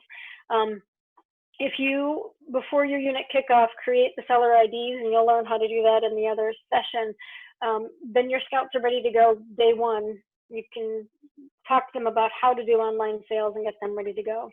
Of course, the best reason to promote online sales, one, I'm sure everyone has already started doing a lot more online shopping, but it's totally contact free, right? All you have to do is get the to your customers. So it's a really good way to be selling right now. You're going to want to use images, videos, and other live streaming features to promote this. Encourage family and friends to share your posts on Facebook or Instagram or Snapchat. InstaChat, as my brother-in-law calls it. Again, think about how these can integrate. You know, if you're leaving a door hanger, Yeah. if you're using that strategy, not only can you put a date and time for pop-up shop, but you can put the information about how. We can do that at the drive-through sales too, right? We can always have a handout that says, you know, buy more, or if we're at the door front, hey, consider buying. You can do it personally in these ways, or go online. We just, you know, I think typically we're kind of point of impact sales, like we get in front of that person and maybe they buy. But we need to do a little bit better job this year, and probably could have been doing this all along, providing those different options where if we didn't connect personally, they still have the ability to support if they choose to. Yes. One of the things that I found interesting is here's a little bit of advice for actually how and when to advertise if you want some good sales. I think I've got a slide that integrates some of what Nathan just talked about. That's what I got lost in my head for a moment. Some things for online selling tips and tricks. Creating a sense of urgency, make an impression, highlight your product, make certain you're getting the seller ID out there. And it's interesting because we had started talking about it in our troop, and then when I started looking into it, I found you can indeed create a seller ID for your whole unit. So just as so everyone does show and sell sales a little bit differently, but one of the things you can do is, so we split up all the sales between all the scouts. We were trying to figure out if there was some way that we could do that with online sales. And you can indeed create a seller ID for your whole unit, which is nice because then you can either split those sales or just particular scout. And yeah, here's the comment about the door hangers. If you're using those door hangers, put the scout's contact information or the unit's contact information on there for selling. Consider making that personal. You know, if you're comfortable, if your families are comfortable, you know, attaching a kind of half sheet with a picture of your scouts. You know, if it's your neighborhood, right? You know, hey, it's us. You know, we live around the corner. And in addition to this door hanger, or, you know, text me, send me an email. You know, again, that's personal comfort level. We're not recommending that for just broad-based, you know, selling in a public place. But if it's your neighborhood and the family has comfort doing that, you know, those types of things help to reduce the barriers. When that person understands that they're supporting a kid right in their neighborhood, they may be that much more likely to sell or to make a purchase. Okay, so actually, to officially cover the door hangers that has been provided, as we've talked about, is these door hangers. And they have two sides, lots of information. I don't know if you can see from the pictures, but one is pictures of the popcorn sales. The other is a mini order form. And there is places down here for you to put information. And then up here is where the person can put their contact information and place their order over here. You know, just make certain when the scout hangs them that they hang them in a spot where they're going to be seen and picked up and not blown away or other things. But this is part of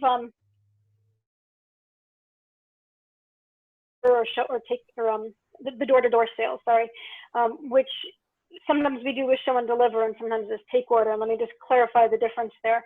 The show and deliver, if you've got popcorn, say for your pop-up shop in front of your house, then when you're doing your door-to-door sales, you might deliver the popcorn right away. A wagon helps, whether it's a four-wheel small little wagon that you pull, or a station wagon with popcorn as you're driving around. The idea being that once they place their order, you can give them the. There's always the opportunity, especially if you go out in September with your popcorn, that you could sell again later on in October because they may have eaten it all by then. The take order is simply when they place their order, and then that's going to be delivered in November when that order comes in.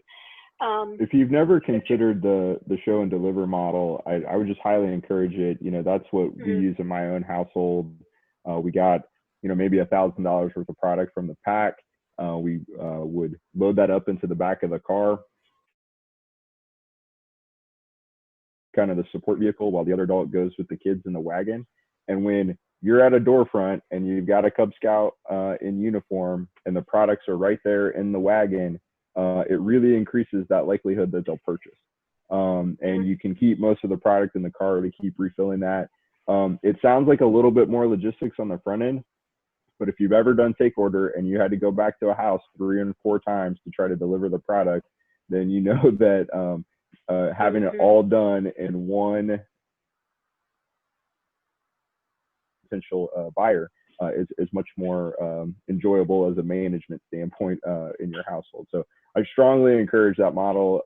It's very successful, and it really eases the burden on the back end. Yeah, very much so. So the door hangers themselves are a great way, as we said, to communicate all of the different sorts of sales that you can do this year. Online sales, pop-up shops, the drive-through on there, and I would encourage you to find places to put it, and definitely put that information on there, or add another piece of paper or an envelope even, or something. This year, as always, we always want to encourage corporate sales, aka the adults, right? All of us parents who take the flyers and the work. You're going to want to think about how you're going to, again, collect that money in a safe fashion.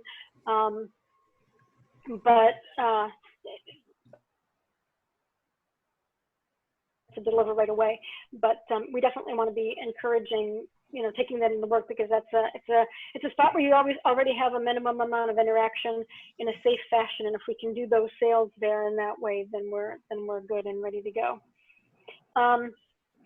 These last two things are not so much about how to do the sales, but just some things to think about to encourage scouts to do the sales.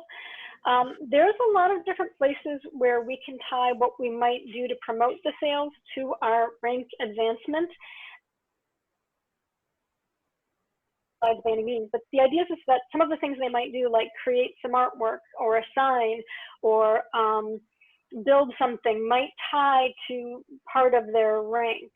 And so if you look and be creative as you say, hey, it's time to do some sales, let's do this, then you can say, look, we're also advancing in our rank, whether it's for Cubs or for Scouts. So look at those, keep those in mind. There's some art, merit badge, communications. In the last couple of weeks, so we've done some movie making, so personal management, setting goals, and earning some awards.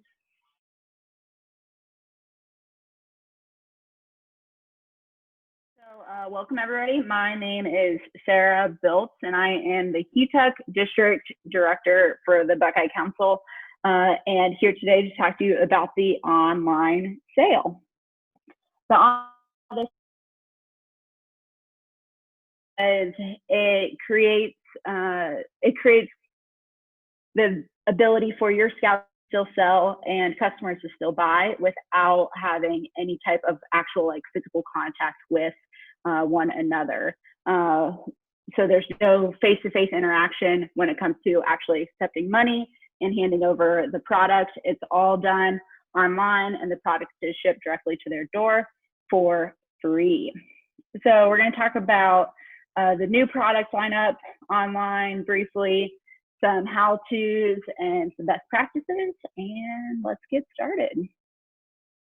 So the online sale, Scouts will have the ability to sell online to customers both locally and abroad. So even your next door neighbor could order popcorn online and it'll get shipped directly to them. You yourself could order popcorn online. The strategy is going to be more important than ever before because it eliminates that barrier of having the face-to-face interactions. Because I think this year more than any other year, there's going to be customers that want to support your scout, want to support your unit, but aren't necessarily comfortable with that face-to-face interaction. So the online sale is great because the product's delivered directly to their door, shipping is free, and your scout will get credit for the sale. There we go. The product lineup, as hinted at in the opening session with Mike, is a little bit different. It's not the exact same products that are in person. But it has everything that a customer might possibly want. It has the microwave popcorn. It has some cheese, some caramel, and even some chocolatey popcorn. But then also has some specialty items like trail mix, military donation, coffee, and then even some chocolate candies. So the product lineup is a little bit different than in years past.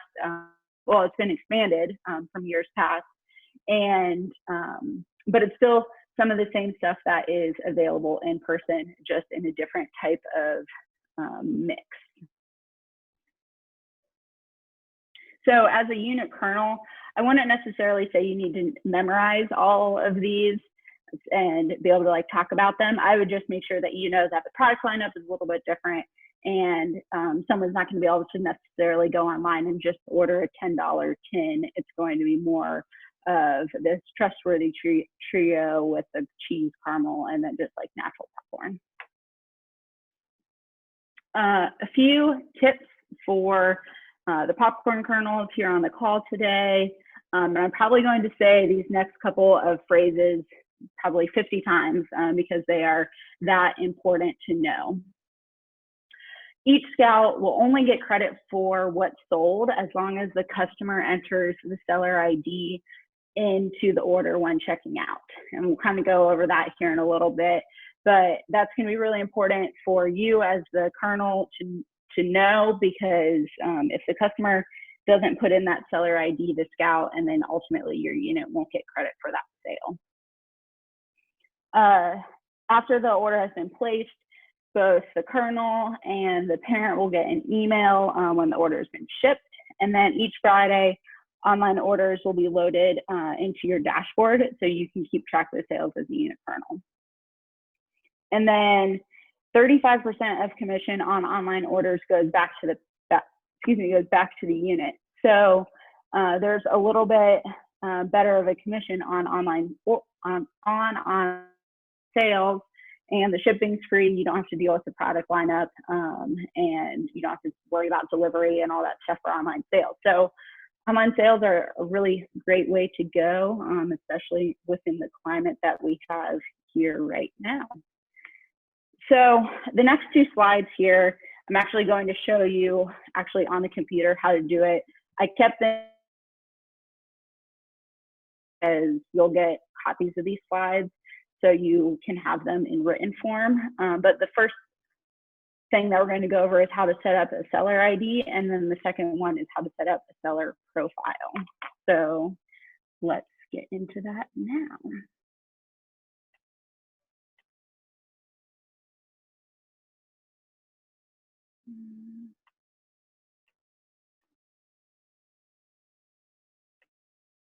All right. Okay, can you guys all see my internet screen now? You can just give me a thumbs up. I see Janine Dempster on my screen, so I'm like, she's the one I can see.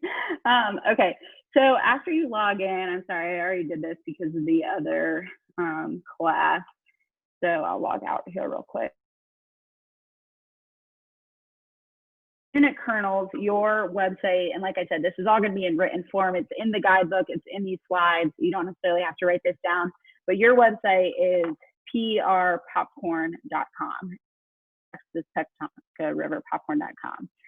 You click on this My Account here to log in as the unit Kernel. You just log in. And this is how to set up those individual unit seller IDs on your dashboard here. I highly ultimately have the best online sale is to go ahead and create seller IDs for every single one of your scouts. Don't necessarily leave it up to the parent to reach out to you and say, hey, I'm looking for a seller ID. Create one for everyone, and that way there's no barrier. The barriers are then lowered. They can use it, and if they sell one thing online or if they sell 100 things online, they at least have it and can deploy it as they want. And I'll go over, after we do all this, I'll go over some ways that you can get that information out to your family. So here is your dashboard as the unit Kernel.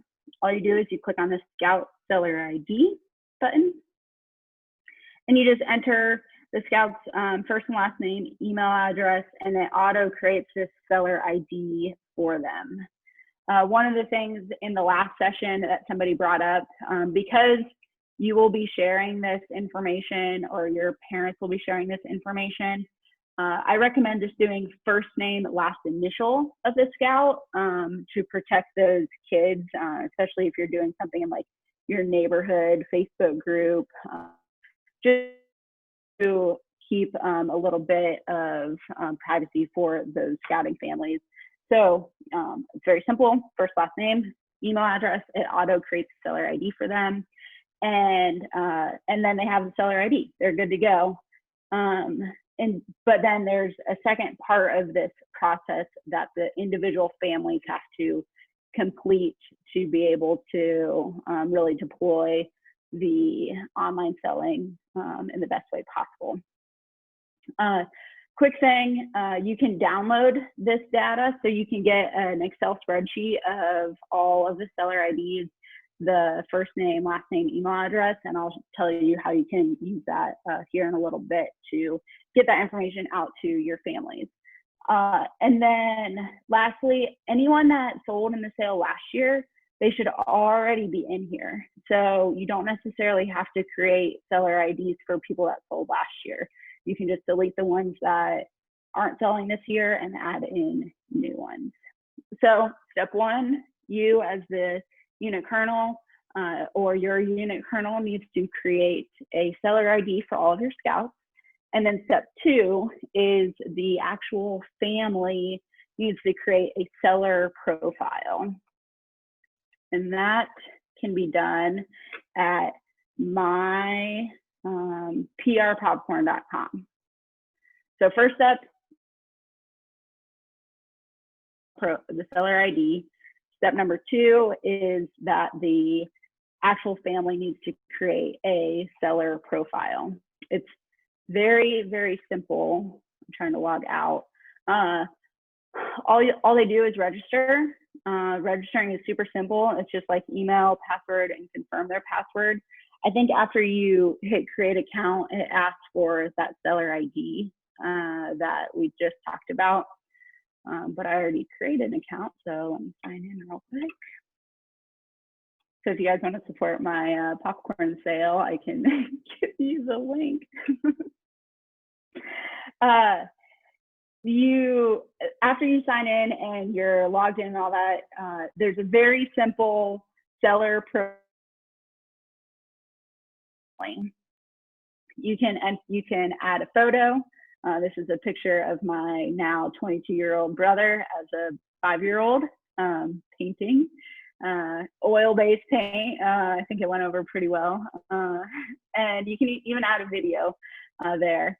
And then you can put in the goal, how much money you want to raise, and why you're raising it.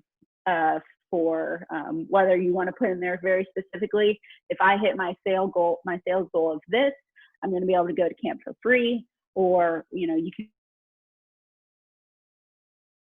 You'll want to encourage your family to put something in there. Then what families can do with this information is share it out wherever they want. They can put it on door hangers. I'll come back to that a little bit later. They can put it on their own social media. They can email it to friends and family.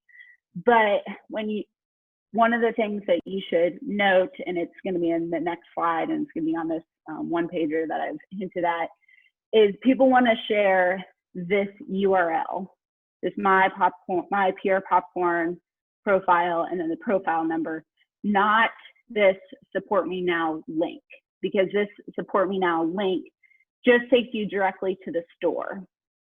And I don't think, and somebody can correct me if I'm wrong, when clicking on the support me now link,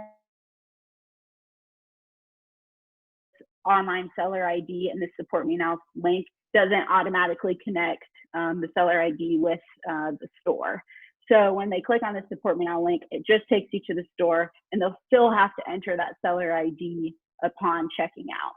So when people share the link, share this URL up top here. Now let me figure out how to get back to my other screen, and we can go, as you guys have questions about that stuff, we'll talk about it here at the end. After I finish up these slides, there's only a few left, so give me 1 second.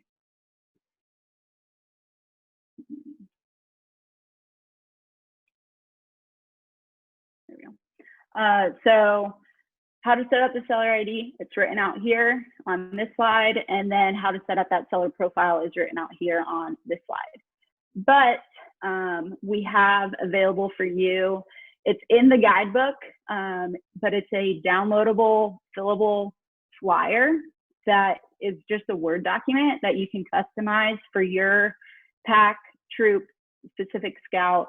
You could say, you know, pack 134 is online popcorn sale, and then mail merge from that downloadable report of all the seller IDs, the scout's information and their seller ID. You can do two things with this. You can, you know, actually print one out for each scout. That might be a lot of paper depending on how large your unit is. Or you can just make this a mail merge to email document that is sent, but it gives the parents step-by-step instructions on how to set up that seller ID, or how to set up their seller profile, what their seller ID is. This little piece on like, share this, not this. But that's in the guidebook. It's in the section about online selling. There's a button that says like download a fillable flyer. That's for you to use, and you can customize it as you.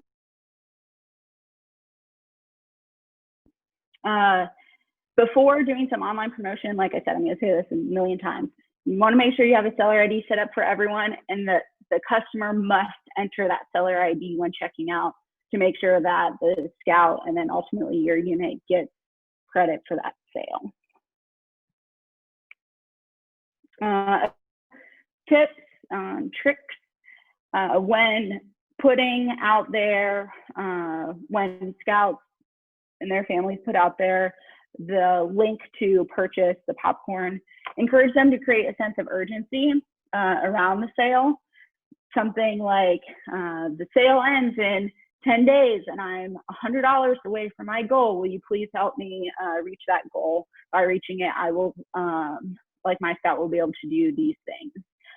You can do those mini, I would say, target dates throughout the sale, whether your unit is doing like a checkpoint meeting, and maybe there's some sort of incentives around those checkpoints, or whether it's for the all-out blitz or just the sale as a whole.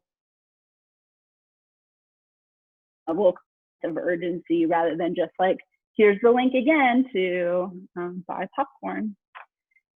Make an impression, use some eye-catching photos, videos in your marketing to your Facebook friends. Another good point somebody brought up in the last session is, as parents make these Facebook posts, remind them to make sure that they're sharing it with just their friend group, not necessarily the public as a whole, but that it's limited to just their friends. And then highlight products. I know that the online sale product lineup is a little bit different, but it still has a lot of the same products as the other sale. It's just within a larger product. And then consider creating seller ID for your unit as a whole. And he's not in this session, but Steve Walker with Pack Through Green Canal Fulton, they did this. They created, they called it their show and sell seller ID. But as they had show and sells, a lot of people didn't necessarily have money with them or cash with them. So they handed out like a little business card that said, you know, support Pack 303, go to this online website to buy popcorn to support your local Cub Scout pack. Blast this unit seller ID out on different Facebook groups, community Facebook groups, neighborhood Facebook groups, etc.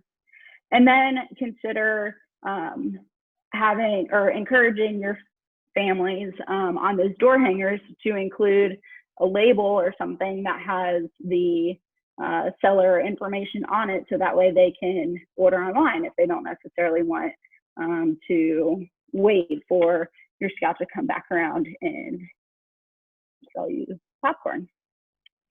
So just in conclusion, the online selling products lineup has been expanded, but it's a little bit different. There's free shipping on all orders. It's delivered directly to the customer's door. And as long as that seller ID is entered during checkout, the sale connects right back to that seller and counts towards the overall sale with prizes and all that other good stuff.